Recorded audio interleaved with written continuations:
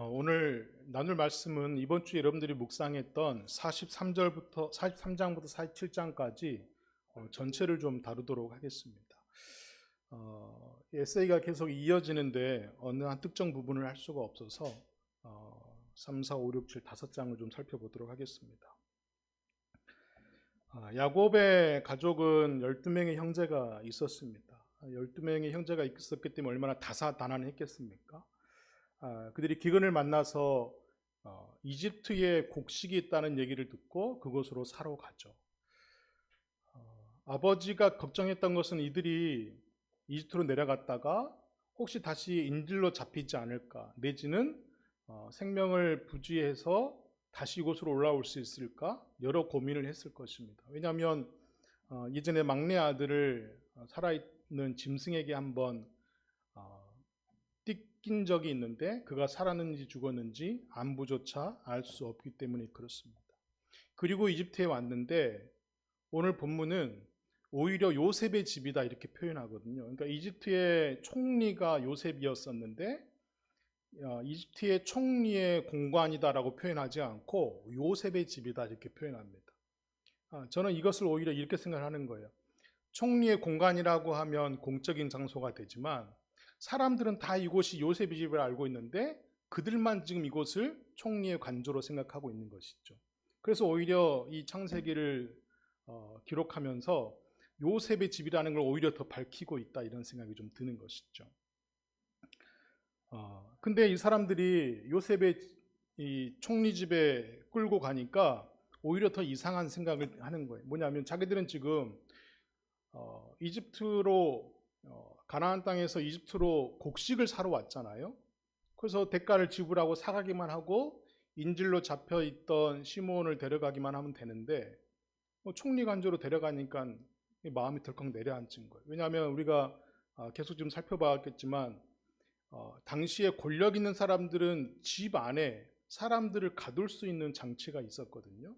요셉의 또 친위대장, 경호대장의 집에 갇힌 적이 있잖아요. 그러니까 자기들이 혹시 뭔가를 잘못해서 총리 관저로 끌려가서 그 집에 가두는 게 아닌가 이 생각을 드는 거예요. 왜냐하면 지난번에 어떤 일이 있었냐면 이 앞번에 이집트로 곡식을 사러 왔을 때 곡식을 사고 대가를 지불했는데 집에 돌아가는 과정 중에 자기들의 돈가방, 자기들 쌀가방에 쌀자루에 돈이 들어있는 걸 발견하게 됐잖아요. 그래서 이번에 돌아와서 다시 그걸 다시 되돌려주려고 갖고 왔거든요. 혹시 그 일이 아닌가? 이런 일이 뭐 틀어진 게 아닌가? 걱정을 많이 한 것이죠. 그러면 우리를 억류할 뿐만이 아니라 우리를 노예로 삼을 거고 동생을 인질에서 빼내지도 못할 거고 아버지와 약속도 지키지 못할 것이고 자기들이 갖고 왔던 수십 마리의 낙이나 양들도 이 사람들에게 다 뺏길 것이다. 이런 고민을 하는 것이죠. 아마 이들이 이런 고민을 한 데는 이유가 있을 겁니다. 계속 인생의 수많은 역경과 어려움을 만나다 보니까 조그마한 일만 만나도 걱정과 염려가 앞서는 것이죠. 우리가 뭐 자라보고 놀란 가서 소떡만 보도 놀란다는 얘기가 있는 것처럼 평탄한 삶을 살아왔던 사람들은 그렇게 큰 걱정과 염려에 휩싸이지 않을 수 있지만 매번 역경을 만났던 사람은 이번에 또 어떤 게 틀어질까 늘 이런 것들이 좀 노심초사할 수 있거든요. 근데 의외의 일이 발생을 했습니다. 요셉의 이 이집트의 총리가 지난번에 인질로 잡아놓았던 시므온을 석방해주고 자기 집에서 잔치를 벌이는 거예요. 그리고 후하게 대접을 해줍니다. 이 특별한 대접이 왜 의미가 있냐면 당시의 사람들 사이에서는 이집트인들과 가나안인들, 특별히 히브리인들과 겸상을 한다는 것 자체가 용납되지 않았던 일이거든요. 가끔 여러분들 그 해외 여행 가면 서양인들이 동양인들을 무시하는 것들을 아마 많이 경험했을 수도 있고 유튜브로 봤을 수도 있는데 동양인들이 서양인들에 대해서 기본적으로 이렇게 아랫사람 취급받는 일들이 아직도 일어나고 있는 것이죠. 그리고 여러분 흑인들이 미국 사회에서 해방을 맛본 게 사실은 그렇게 오래된 몇천 년 된 일이 아니거든요. 그러니까 우리는 우리가 지금 오늘날 인권이 그래도 보장받는 시대에 살고 있다는 생각을 하고 있지만 이게 불과 100년, 200년, 300년 전에 생각도 못 꾸던 일이 있는 것이죠. 근데 수천 년 전에 이집트인들과 히브리인들이 겸상을 하지 못한다? 이거는 우리가 생각했던 것보다 더 훨씬 더 계급적인 나눔이 있었을 것입니다. 그럼에도 불구하고 이집트의 총리가 히브리인들을 같이 겸상을 하고 잔치를 베풀어주고 인지를 석방해주고 먹을 것을 싸서 고향으로 돌아가도 된다라고 해주는 것이죠. 너무너무 신기한 일이 일어난 것이죠. 매일 성경에서 이것을 샬롬의 잔치다 이렇게 표현하더라고요. 평화의 잔치다. 근데 저는 여기서 이런 생각을 좀 하는 것입니다. 요셉이 수많은 역경들 속에서 계속해서 하나님이 적시적대의 그를 만나 주셨잖아요. 단비처럼 이슬비처럼 만나 주셨거든요. 가뭄에 단비가 얼마나 고마운 비입니까? 그래서 그걸 계속 기념하던 사람이거든요. 그러니까 요셉이 17세 형들 때문에 상인에게 팔려서 뭐 거의 인신매매와 같이 팔린 거잖아요. 그리고 나서 이 30세에 총리가 됐단 말이에요. 그러니까 얼마나 많은 억울한 일들이 이게 있었겠습니까? 그러니까 계속 어려울 때마다 하나님의 동행하심을 겪고 나서 도대체 왜 내 인생을 이렇게 어렵고 힘들게 하시나? 근데 그것이 원망과 불평으로 끝나지 않고 하나님께서 자기를 계속해서 변화시키시고 변모시키시고 다듬으시고 깎으신다는 걸 알아챈 거죠. 그러니까 저는 요셉이 참으로 묵상의 사람이었다, 기도의 사람이었다라는 생각이 드는 겁니다. 그러니까 우리가 보통 기도의 사람이라고 하면 뭐 기도를 많이 했던 사람, 뭐 선지자를 떠올리기 마련일 텐데 요셉만큼 기도를 많이 한 사람이 있었을까? 하나님에 대해서 묵상을 한 사람이 있었을까? 하나님의 존재에 대해서 의문을 갖는 사람이 이렇게 있었을까? 이 고민을 하는 거죠. 여러분 그 마더 테레사 수녀의 자필 에세이를 보시면 알겠지만 그가 계속해서 그 에세이 중에 가장 많이 등장하는 주제가 뭔지 아세요? 하나님의 능력이나 성령의 공급하심이 아니에요. 하나님의 부재에 대한 질문입니다. 신기하죠?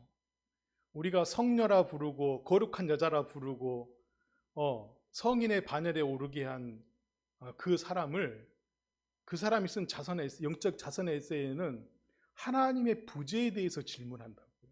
하나님 도대체 어디 계세요? 이게 무슨 얘기일 것 같아요?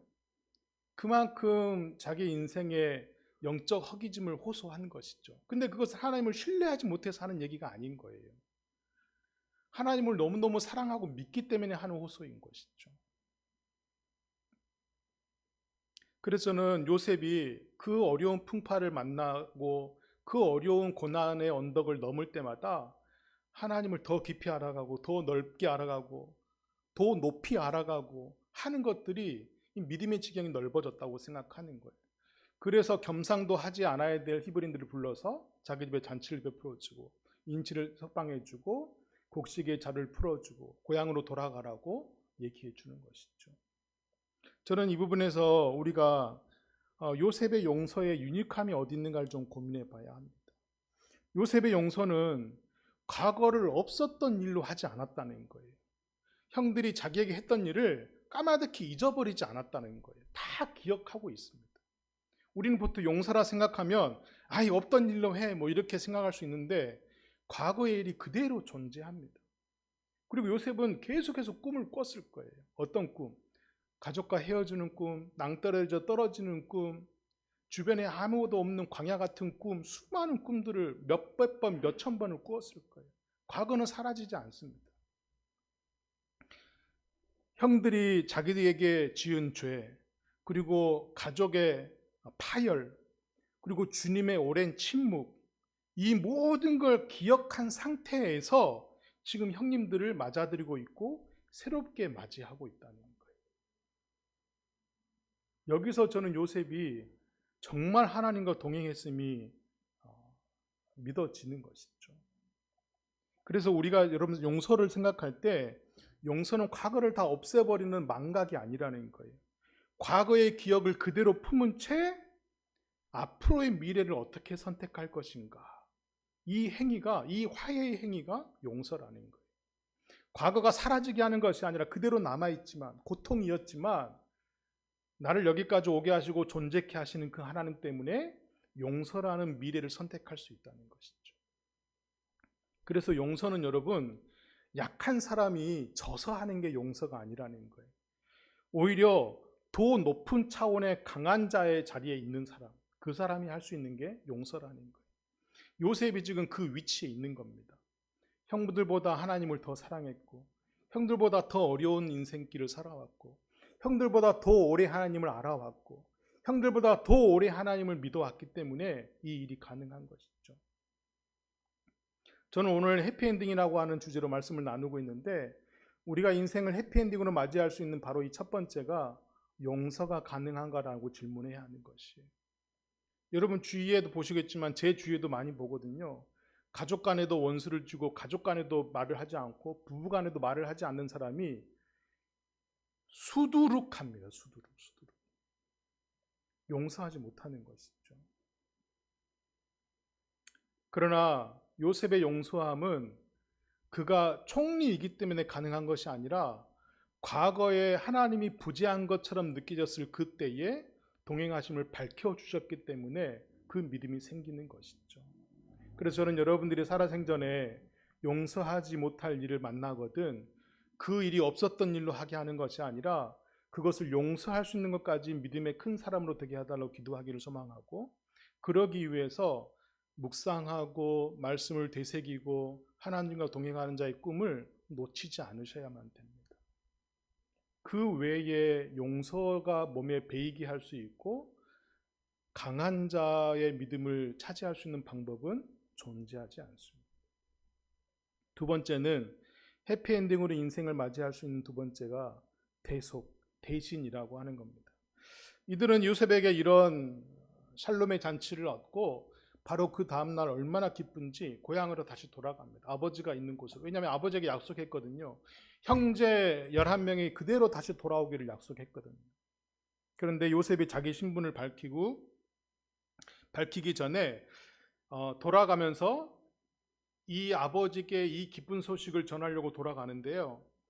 한참을 가다 보니까 요셉의 청지기가 따라오거든요. 그래서 하는 말이 무엇이냐면, 아니 우리가 이렇게 살림의 잔치를 당신에게 벌여줬고 곡식을 다 사가게 했는데 왜 우리 총리가 사용하는 은잔, 술잔으로도 사용하고 점칠 때도 사용하는 은잔을 훔쳐갔습니까? 이렇게 대뜸하면서 쫓아오는 거예요. 그렇게 한 2, 3일을 쫓아온 사람이 얼마나 신기하겠어요? 근데 참 낭패죠. 지금 후한 대접을 받고 고향으로 돌아가서 아버지께 기쁜 소식을 알려야 되고, 동생을 데려오고 인질로 잡혔던 형제를 데려오고, 이건 얼마나 기쁜 소식이었어요. 근데 총리의 청지기가 쫓아와서 하는 이야기가 자기들을 다시 도둑으로, 스파이로 모는 것이죠. 얼마나 억울하겠습니까? 그때 유다가 나섭니다. 우리가 지금 한두 번 내려온 것도 아니고 이렇게 후한 대접을 받고 돌아가는데 우리 그렇게 모렴치한 사람이 아니라고. 만약에 우리 중에 그 은잔이 발견되면 그 사람은 죽여도 괜찮고 나머지 우린 다 당신들의 종이 되겠다고. 이렇게 호언장담해버립니다. 근데 자루를 하나하나, 가방을 하나하나 뒤지다 보니까 베냐민의 곡식 자루에서 돈가방, 은잔이 발견이 돼버린 거지. 베냐민은 누구예요? 아버지께서 그만은 이르면 안 된다라고 했던, 지목했던 막내 아닙니까? 근데 그의 곡식 자루에서 그 은잔이 발견돼 버리는 것이죠. 그리고 다시 요셉의 앞에 가서 도대체 이 일이 어떻게 일어난지 모르겠지만 우리는 이 억울함을 좀 풀고 싶습니다. 막 하소연을 하는 거예요. 그러면서 유다가 하는 얘기가 이 이야기입니다. 하나님이 이 종들의 죄악을 찾아내신 것 같은 기분입니다. 이런 얘기를 하는 거예요. 유다가 이 말을 한 이유는 뭐예요? 옛날에 이 지금 요셉, 이집트의 총리가 돼 있던 요셉을 상인에게 넘기자고 제안했던 사람이 유다잖아요. 그리고 자기 가문의 씨가 마를까봐 며느리에게 셀라를 주겠다고 했는데 주지 않았던 시아버지 역할을 했던 사람도 유다란 말이에요. 그러니까 유다는 과거에 하나님에 대해서 신뢰하지 못했던 장면들이 굉장히 큼직하게 나타났던 사람 중에 한 사람이거든요. 그러니까 과거에 늘 하나님 앞에 마치 죄스러운 마음이 늘 있던 무거운 짐을 진 사람이거든요. 그래서 이 고백을 하는 거예요. 우리에게 이런 억울한 일이 일어난 것은 과거에 우리가 하나님께 죄를 지은 것 때문에 그것을 드러나게 하시려고 오늘 우리에게 이런 일이 일어나게 하신 게 아닌가. 진정한 회개의 자리에 서게 된 것이죠. 그러면서 이집트의 총리에게 하소연합니다. 우리가 아버지에게 정말 반드시 돌아가야 될 이유가 있어요. 왜 우리가 지금 이런 억울한 일이, 왜 베냐민에게 은잔이 있었는지 정말 설명할 길은 없지만 우리가 아버지께 가지 않으면 아버지는 죽을지도 모르고 흰머리가 나서 아마 지옥에 사는 기분일 겁니다. 우린 반드시 돌아가야 되는데 어떻게 하면 좋겠습니까? 아버지에게 이런 못 볼 꼴을 보여서는 안 되는데 제가 다른 건 다 못하더라도 베냐민만은 돌아가게, 형제들과 돌아가게 해주시고 제가 대신 인질로 잡히든지 노예를 하겠습니다. 이렇게 고백하는 거지. 유다가 이렇게까지 변화된 것은 정말 하나님의 너무너무 큰 은총인 것이죠. 여러분, 우리가 사랑이라고 하는 이야기를 많이 할 때 가장 큰 사랑은 어떤 사랑인 것 같아요? 가장 큰 사랑은 대신해 주는 사랑일 수 있습니다. 언젠가 한번 제가 얘기했지만 여러분 C.S. 루이스의 그 4가지 사랑이라는 책을 한번 보시면 우리가 알고 있는 에로스 사랑은 사랑의 한 부분이다라고 얘기하거든요. 나머지 3가지 사랑에 대해서 이야기합니다. 어려운 책이 아니니까 여러분 한번 시간 내서 한번 꼭 읽어보십시오. 우리가 생각했던 에로스는 4분의 1 사랑 중에 4분의 1만 차지한 게 나머지 4분의 3 사랑이 있다는 거예요. 그 중에 하나가 바로 대신하는 사랑이거든요. 우리가 어렸을 때 그리고 신앙생활을 할 때 예수 그리스도의 대속이라는 말 너무 많이 들었잖아요. 대신 용서해 주신 사랑, 대신 감당하신 사랑. 그것을 이제 신학적인 용어로 대속이라고 하는데 우리가 좀 편하게 말을 해보자고요. 대신해 주는 거예요. 대신. 부부간의 사랑을 확인할 때는 뭐예요? 내가 할 수 있고 내가 어려운 일을 대신해 주는 배우자가 있는 거잖아요. 우리가 부모를 위대하다고 생각하는 게 뭐예요? 내가 해야 될 일을 부모가 감당해 주는 거였잖아요. 그렇기 때문에 우리가 철들수록 부모가 아버지, 어머니 얘기만 나와도 눈물을 흘릴 수 있는 이유가 그거 아니에요? 제가 한번 그 유리 군 그 훈련 끝나고 갔을 때 그런 생각이 드는 거예요. 걔가 저보고 울지를 않는 거예요. 그래서 저나 엄마를 보고 좀 울어야 되는데 울지를 않아서 우리가 사랑을 좀 덜 줬나? 아니, 이 훈련 끝나고 나면 무조건 울게 돼 있는데 어머니 아버지 보고 울지를 않는, 그래서 내가 더 많이 사랑해줘야 되겠다 반성을 좀 했습니다. 저는 제가 저희 아버지의 어머니가 군에 저희 훈련 끝나고 왔을 때 한 번도 울지 않는 제 아버지의 울음을 보고 제가 막 너무너무 힘들었거든요. 아버지가 나를 사랑했었구나라는 사랑을 처음으로 제가 확인하는 시간이 그 시간이었거든요. 유리의 그 눈물 없음을 보면서 제가 너무 우아했거든요. 그러니까 우리가 대신한다는 사랑을 기억할 때 여러분, 대속해 주는 것은 정말 귀한 사랑이거든요. 그러니까 유다가 지금 그 자리에 나선 거예요. 누가 밀어낸 게 아니고 본인이 나선 것이죠. 인생에 여러분, 그 인생 말미에 많은 사람, 수천 명의 사람들이 내 주위에 있는 게 귀한 게 아니잖아요. 나를 대신해 줄 수 있는 몇 명의 친구만 있어도 성공한 인생이다라고 흔히 얘기하지 않습니까? 그 대신해 주는 거죠. 내가 먼저 혹시 죽을 맞이했을 때 아버지의 자리를 대신해 줄 수 있는 사람, 부모의 자리를 대신해 줄 수 있는 사람, 형제의 자리를 대신해 줄 수 있는 사람, 너무너무 귀하잖아요. 근데 그것을 지금 유다가 이 시간에 하고 있는 것이죠. 뭘 기억했습니까? 과거에 하나님 앞에 종들이 지었던 형제들의 죄를 기억하는 것이고, 동생에게 미안한 마음을 드러내는 것이고, 어떻게 하면 갚을 수 있을까? 어떻게 하면 돌이킬 수 있을까? 늘 노심차했던 그 사람이 이제 드디어 내놓는 것이죠. 유다는 가족이 없었습니까? 가족이 없지 않잖아요. 그럼에도 불구하고 내가 인질로 잡히겠다고. 쉽지 않은 사랑인 것이죠. 그래서 저는 인생의 해피엔딩의 두 번째는 대신해 줄 수 있는 사람이 있다고 하면 가장 큰 행복인 것이죠. 제가 왜 지금 이렇게 얘기하냐면 창세기가 지금 50장의 창세기가 쭉 마무리되면서 이 창세기의 저자는 뭘 얘기하고 싶은 거냐면 요셉과 야곱 가문의 다사다남을 이야기하자는 게 아니라 그런 복잡하고 지저분한 가계도를 통해서도 하나님이 역사하실 수 있고 능력이 나타나실 수 있고 이런 해피엔딩으로 하나님께서 이끌어 가신다는 걸 보여주고 싶은 거예요. 지금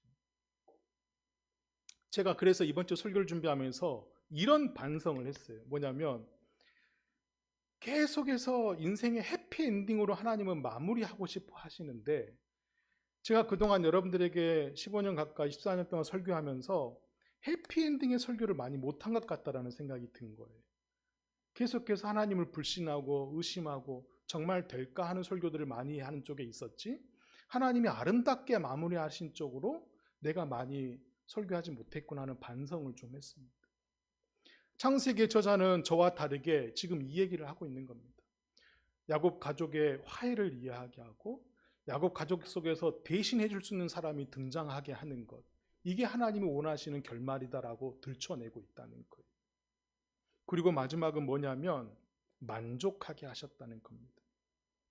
요셉이 이 순간에, 야곱이 등장하는 이 순간에 그동안 계속해서 자기의 신분을 밝힐 때가 있었잖아요.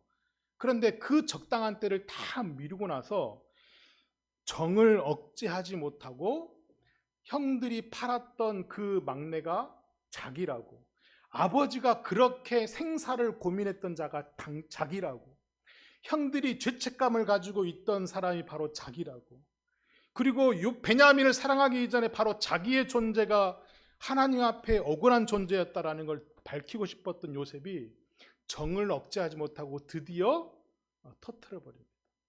바로 제가 형들이 그렇게 찾고 있던 동생 요셉입니다. 이렇게 얘기를 해버리는 거예요. 그러면서 아버지의 안부를 제일 먼저 묻습니다.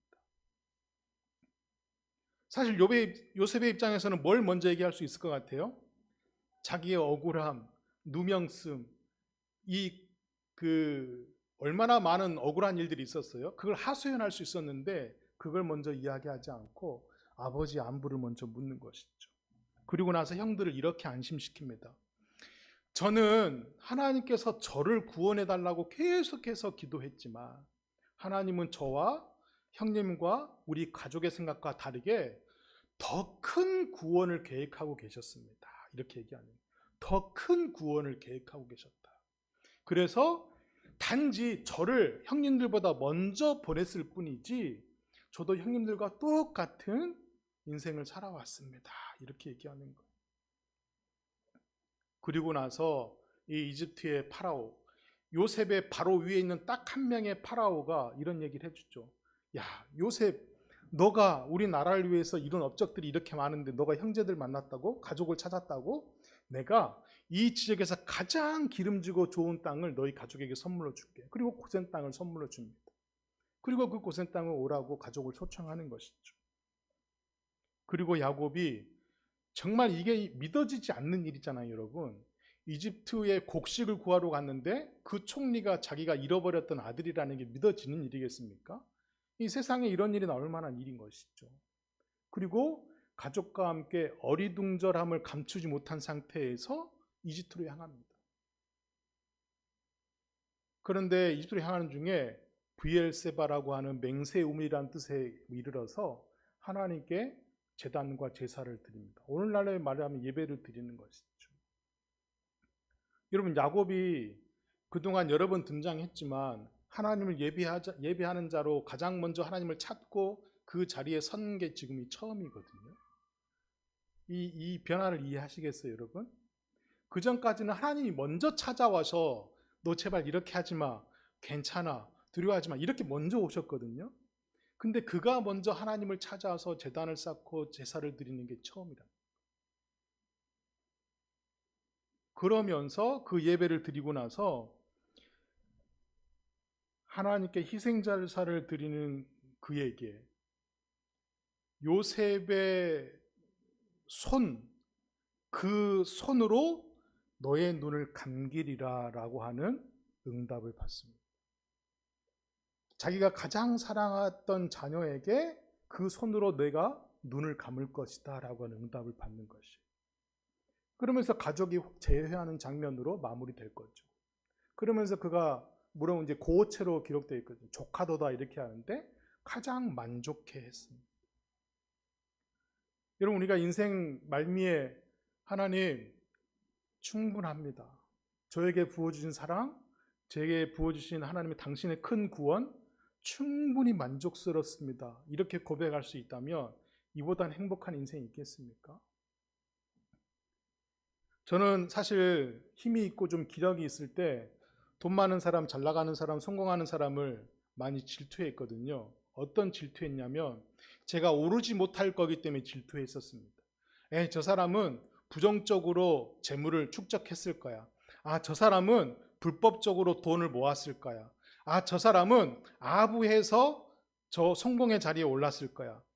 저 사람은 립 서비스를 잘하고 처세술에 능해서 저 자리에 있을 거야. 저는 과거에 그렇게 생각했거든요. 근데 제가 하나님의 은혜를 마음껏 부음을 받고 나서는 좀 생각이 바뀌었습니다. 저 사람은 참고 기다리고 노력해서 저 많은 것을 얻었을 거야. 그런데 나보다 인생을 만족하다라고 고백할 수 있을까? 이렇게 좀 바뀌었습니다. 인생을 만족하다라고 하는 그 고백을 나보다 더 세게 할 수 있을까? 이제는 제가 비교하는 그 주제가 달라진 것이죠. 옛날에는 부러워서 시기해서 그들의 대단함을 깔아뭉개고 격하시켰지만 이제는 제 스스로가 만족된 만족함을 그들에게 있을까라고 던져볼 수 있는 것이죠. 야곱이 하나님 앞에 잃었던 아들도 만나고 가족이 화해가 되고 그리고 대신해 준다라고 하는 형제들 간의 화목함이 자기에게 모든 게 보이고 나서 얼마나 행복했습니까?